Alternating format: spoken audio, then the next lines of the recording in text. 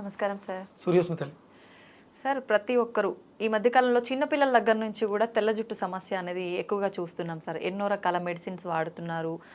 అయినా కూడా కొంచెం ఎట్లయినా షై ఫీలింగ్ ఉంటుంది కదా సార్, తెల్ల జుట్టు కనిపిస్తుంటే. ఏజ్డ్ వాళ్ళే వాటిని కవర్ చేయడానికి రకరకాల ప్రయత్నాలు చేస్తుంటారు. చిన్నపిల్లల్లో కూడా వస్తుంది. అసలు ఏమంటారు, ఏం వాడినా రిజల్ట్ ఉండదు.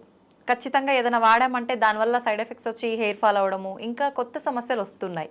అలా కాకుండా మేము మీ వీడియోలో చూసాం సార్, తెల్ల జుట్టు రాకుండా ఉండాలి అంటే, వచ్చిన జుట్టు రంగు మారాలి అంటే ఇలా చేసుకుంటే బాగుంటుంది అని చెప్పి. అది నిజంగా వర్కౌట్ అవుతుందా సార్? ఒక్కసారి ఆ రెమెడీస్ మా కోసం. ఫస్ట్ నేను ఫ్యాక్ట్ నిజం చెప్పాలి అంటే, ఇప్పుడు మీరు చూస్తున్నటువంటి హెయిర్ ఒరిజినల్ కలర్ కాదు. నాకు కూడా వైట్ హెయిర్ ఉంది. వైట్ హెయిర్ ఉంది కాబట్టి దాని మీద నేను రీసెర్చ్ చేశాను.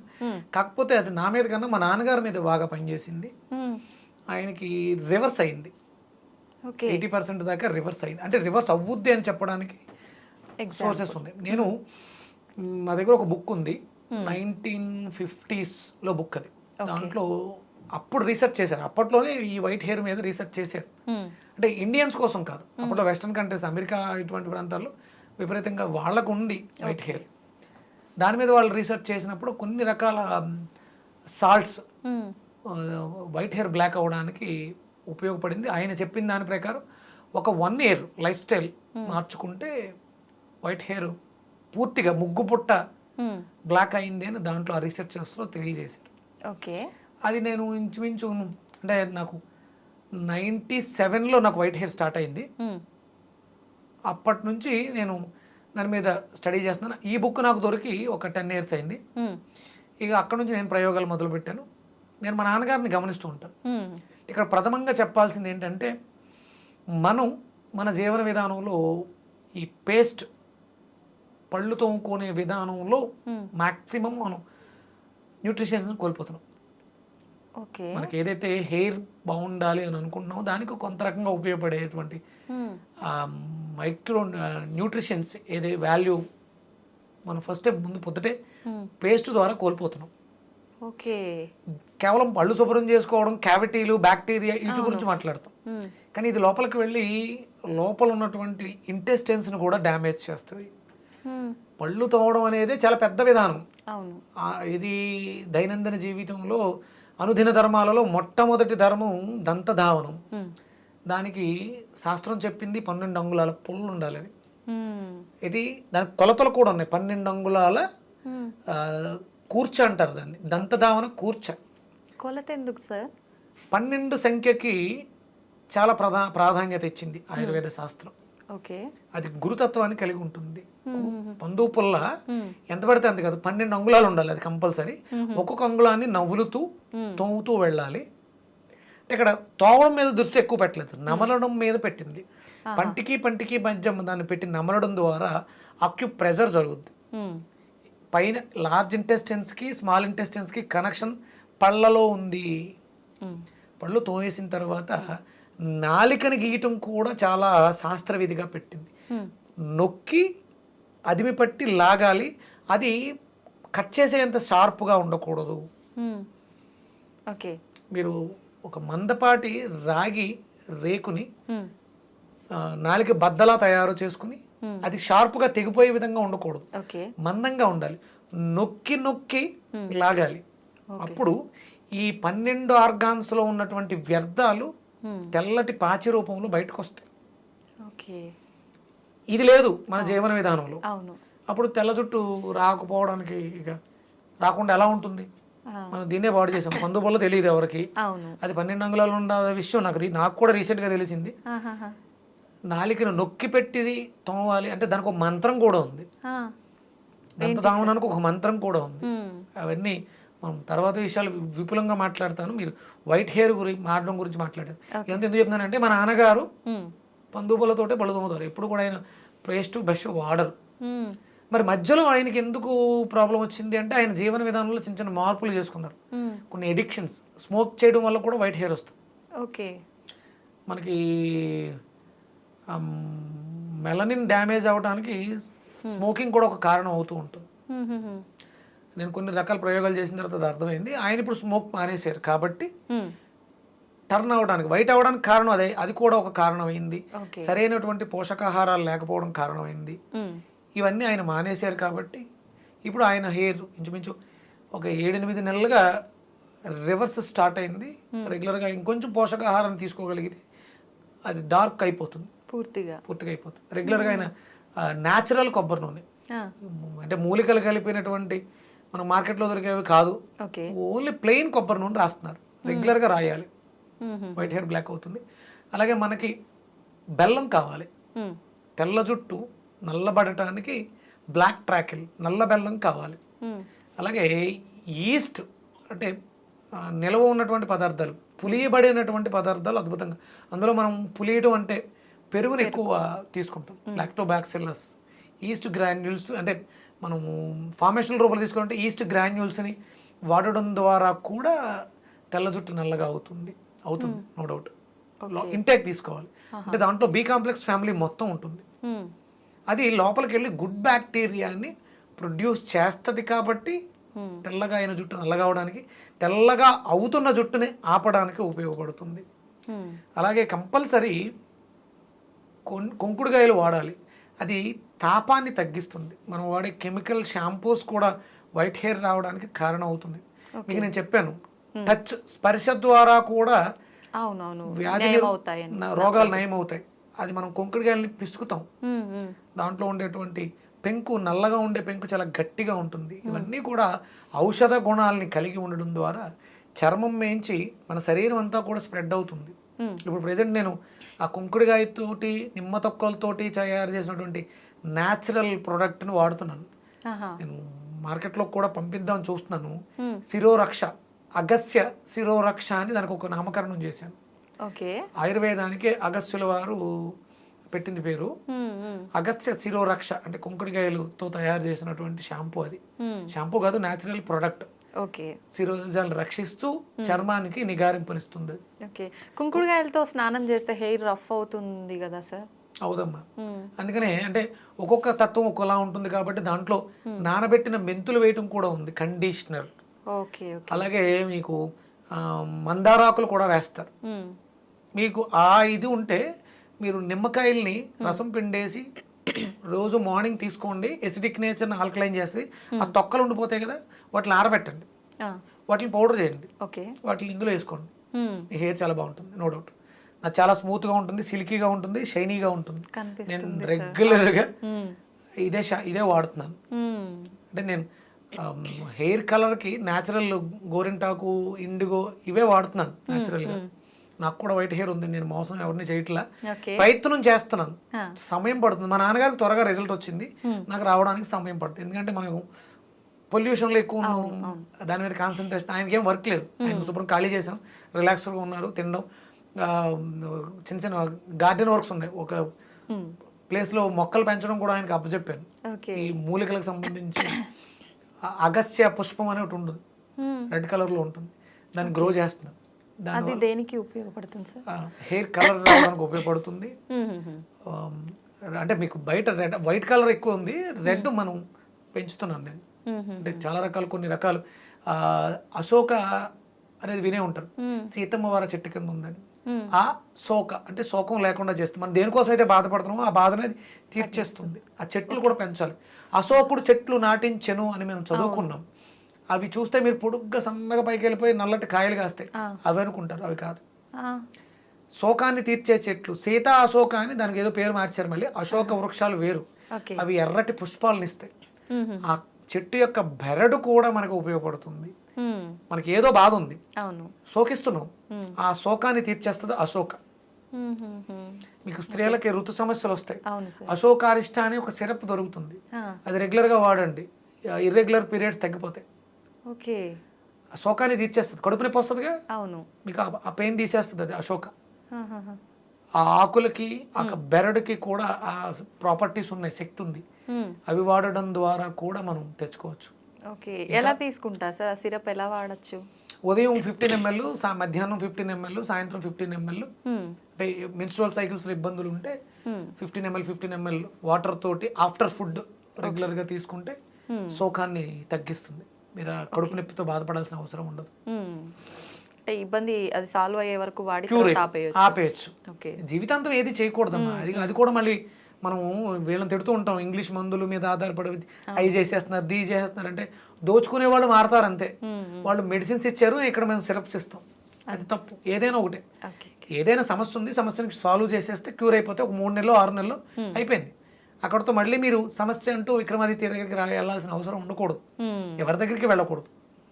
ఇవి చిన్న చిన్న చిట్కాస్ ఉన్నాయి. కుంకుడికాయలతో తలంటుకోవటం, కుంకుడికాయలు డయాబెటీస్ని కూడా తగ్గిస్తాయి. ఓకే, ఎలా సార్? మనం దంతధావనం చూర్ణం కింద వాడుకుంటే అది కొంచెం చేదుగా ఉంటుంది. శుభ్రం చేసుకోవడం కోసం క్యావిటీస్ బ్యాక్టీరియా అంటున్నాం కదా, ఈ కెమికల్స్ లాలాజలంలో 18 మైక్రో న్యూట్రిషన్స్ని పాడు చేస్తాయి. ఈ కుంకుడుకాయ వృద్ధి చేస్తుంది, తాపాన్ని తగ్గిస్తుంది, నోట్లో పుల్లను మాన్పిస్తుంది.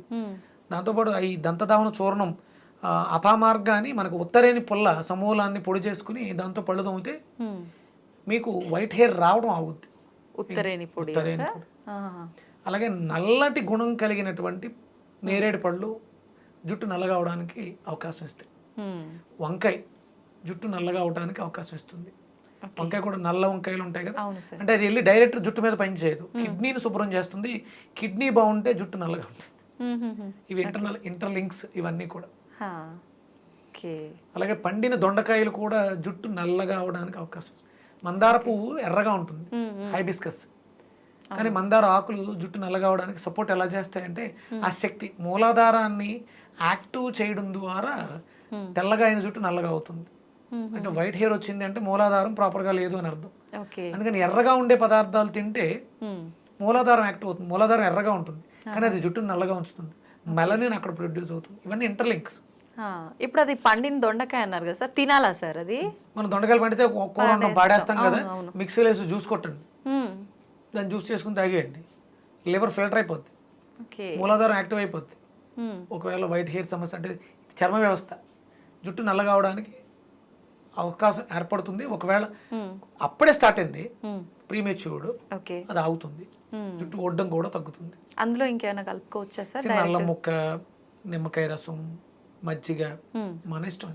ఈ రకాల అంటే ఇటువంటి ఫుడ్స్ మనం తీసుకుంటూ బెల్లం, కొబ్బరి నూనె, నార్మల్ ప్లెయిన్ కొబ్బరి నూనె తలకి రాయాలి, రోజు రాయాలి. అలాగే మనం తీసుకునే వాటిలో ఐరన్ కంటెంట్, బెల్లం, నల్ల బెల్లం ఉండాలి. ఈస్ట్ అంటే నిల్వ ఉన్నటువంటి పదార్థాల్లో మనం చెద్దనాన్ని కూడా ఈస్ట్ గానే భావిస్తాం. నైట్ నానబెట్టిన తోడు పెట్టిన అన్నంలో కూడా ఈస్ట్ ఫామ్ అవుతుంది. లేదా అలా కుదరట్లేదు అనుకున్నప్పుడు డ్రై ఈస్ట్ గ్రాన్యూల్స్ దొరుకుతాయి. ఒక చిటికెడు నీళ్ళలో వేసుకుని నానబెట్టి దాని మజ్జిగలోను మనం వేసుకునే పదార్థాల్లో అవకాశం ఉంటే మరి చపాతీలు చేసుకున్నప్పుడు దాంట్లో వేయటం, దాన్ని తీసుకోవడం, ఈస్ట్ని తీసుకోవడం రెగ్యులర్గా చేస్తూ ఉంటే వైట్ హెయిర్ బ్లాక్ అవ్వడానికి అవకాశం ఉంది. సిట్రస్, విటమిన్ సి ఉన్నటువంటి ఉసిరి రెగ్యులర్గా తీసుకోండి. మన ఫుడ్స్ మార్చుకుంటే చాలు. ఎసిడిక్ నేచర్ ఫుడ్స్, మీరు B12 బాగుందని చెప్పేసి మీట్ ఎక్కువ తిన్నా కూడా వైట్ హెయిర్ వచ్చేస్తుంది. అవేమి నాన్ వెజ్ జోలికి వెళ్ళకండి, సాత్వికంగా ఉండండి, తేలికగా జీర్ణం అయ్యేలా చేయండి, ఆటోమేటిక్గా వైట్ హెయిర్ బ్లాక్ అయిపోతుంది. మినిమం 6 to 1 yearలో ఇవి రెగ్యులర్గా చేస్తే వైట్ హెయిర్ బ్లాక్ అవుతుంది 100%, నో డౌట్. ఇప్పుడు ఈ ఆల్రెడీ ఉన్న వాళ్ళు కలర్ వేస్తుంటే కలర్ వేయటం ఆపేయండి. ఆ కెమికల్ ఆపేస్తే ఆక్సిజన్ బాగా తీసుకుంటుంది. రోజు రెగ్యులర్గా నూనె రాస్తూ ప్రాణాయామం, నడక ఇలాంటివి చేస్తూ ఉంటే డెఫినెట్గా అంటే ఒకటి మనలో ఆత్మనూన్యత భావం ఏర్పడుతుంది. వైట్ హెయిర్ వచ్చినా, బాల్డ్ హెయిర్ వచ్చినా దాన్ని మనం పెంపొందించుకుంటే ఆటోమేటిక్గా ఈ సమస్యల నుంచి ఓవర్కమ్ అవ్వచ్చు. ఓకే సార్, తలస్నానం విషయానికి వస్తే కూడా అంటే డైలీ తలస్నానం చేయొద్దు, మనకు హెయిర్లో ఉండాల్సినవన్నీ పోతాయి అని అంటుంటారు, అది నిజమేనా సార్? కాదమ్మా, నేను గత కొన్ని సంవత్సరాలుగా ప్రతిరోజు నేను తలస్నానం చేస్తూనే ఉన్నాను. అది ఒట్టేం ఊడిపోలేదుగా, ఇంకా తిక్కుగా ఉందిగా. అవును, అంటే వాటికి చేయాల్సిన మనం చేస్తూ ఉంటే నిత్యం తలస్నానం చేయడం తప్పు అని ఎక్కడ ఏ శాస్త్రంలోనూ లేదు. ఓకే, అంటే మగవాళ్ళకి అంటే మీకు ఆడవాళ్ళకి జుట్టు ఎక్కువ ఉంటుంది కాబట్టి ప్రత్యేకమైనటువంటి రోజులు పెట్టడం జరిగింది. జుట్టు ఎక్కువ ఉన్నప్పుడు మరి అది ఆరడం కష్టం కాబట్టి మీరు చేయక్కర్లా. చేసే అలవాటు ఉన్న వాళ్ళు దానివల్ల అయితే ఎలాంటి ఇబ్బంది లేదు, మంచిదే, మగవాళ్ళు చేయొచ్చు. ఓకే సార్, ఆయిల్ పెట్టే విధానం కూడా ఏ రకంగా ఉండాలి సార్? అంటే కొంతమంది వేడి చేసుకొని అలా పెట్టాలంటుంటారు, కొంతమంది అవసరం లేదంటుంటారు, స్నానానికి బిఫోర్ పెడితే చాలు అంటుంటారు, కొంతమంది ఓవర్ నైట్ పెట్టి నెక్స్ట్ డే తల స్నానం. ఏ రకంగా సార్ అసలు? నైట్ పెట్టి ఉదయం తల స్నానం చేయటమే మంచిది. అసలు అంటే పూర్వ రోజుల్లో వాళ్ళు ఒకసారి పెడితే అంటే ఆదివారం నూనె పెట్టకూడదమ్మా, శాస్త్రం చెప్పింది. మిగతా రోజుల్లో నూనె పెట్టుకోవచ్చు. మీరు సోమవారం నూనె పెడితే మంగళవారం బుధవారం అంటుకుంటారు, గురువారం అంటుకోకూడదు. ఆడవాళ్ళకి ఒక ధర్మం ఉంది. గురువారం ఉపవాసం చేస్తారు కాబట్టి బుధవారం అంటేసుకుంటారు. ఇక గురువారం వదిలేసి బుధవారం మళ్ళీ ఆయిల్ పెట్టేస్తే శుక్రవారం ఉపవాసాలు ఉన్న రోజుల్లో తలస్నానం చేస్తారు కదా. అలా వారానికి 2-3 రోజులు నూనెతో ఉండాలి మీరు. ఎందుకంటే మీకు శ్రమ ఎక్కువ ఉంటుంది, మీకు జుట్టు ఎక్కువ ఉంటుంది. దానికి మీరు నూనె ఎంత ఎక్కువ ఉంటే అంత మంచిది. ఆ ఉపవాసాల రోజుల్లో మీరు తలంటు స్నానం, శుక్రవారం కంపల్సరీ, ఆదివారం నూనె లేకుండా ఉండాలి కాబట్టి ఆదివారం తలంటుకోవటం, అవి మీరు నియమాలు పాటించాలి.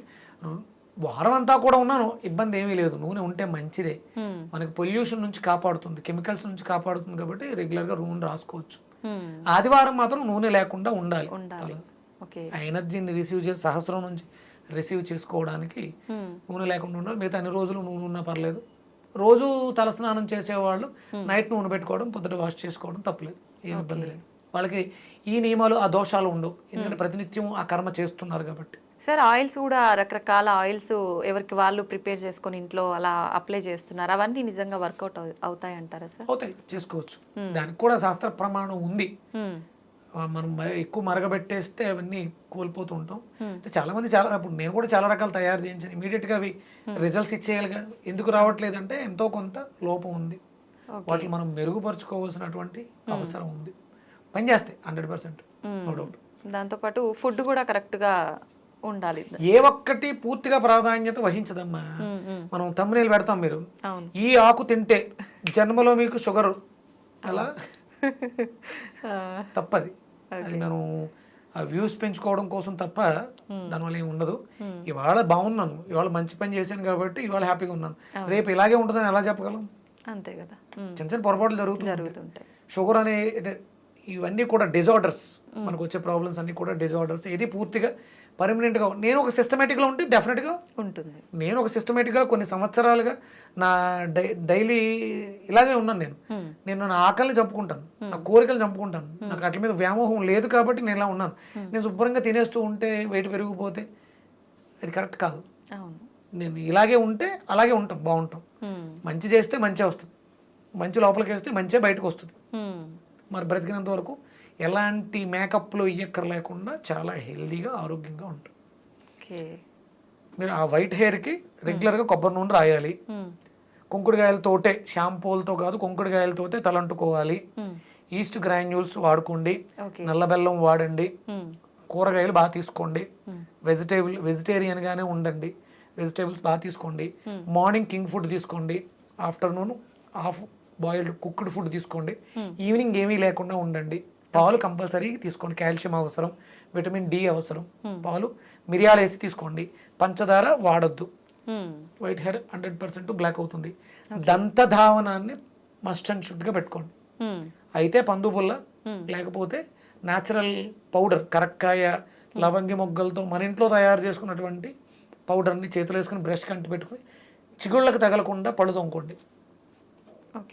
దంతరక్ష చూర్ణం అని కూడా దింపుతున్నాను, అది అవసరం. ఉదయం సాయంత్రం 2 పూట్ల బ్రష్ చేయాలి.